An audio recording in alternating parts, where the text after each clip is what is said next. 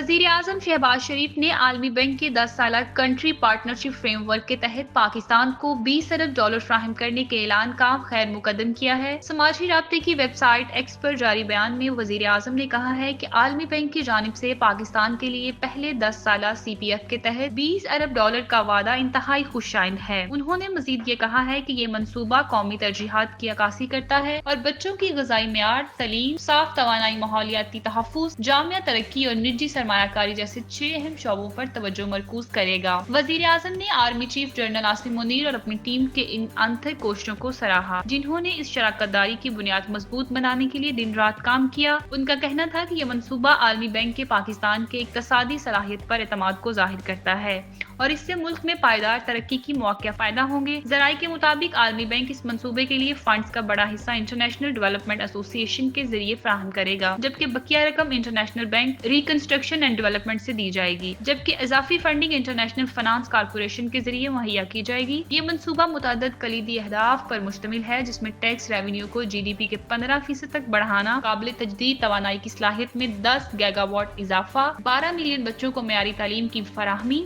और 50 मिलियन अफराद को सेहत की सहूलियात मुहैया करना शामिल है। मजीद बरां 60 मिलियन अफराद को साफ पानी और सफाई की सहूलियत, 30 मिलियन अफराद को ग़िज़ाई तहफ़्फ़ुज़ और 30 मिलियन ख़वातीन को माना हमल सहूलियात तक रसाई दी जाएगी। इस मंसूबे के तहत सैलाब और दीगर कुदरती आफात से निमटने की तैयारियों को भी बेहतर बनाया जाएगा, जिससे मजमूई तौर पर 75 मिलियन अफराद मुस्तफ़ीद होंगे।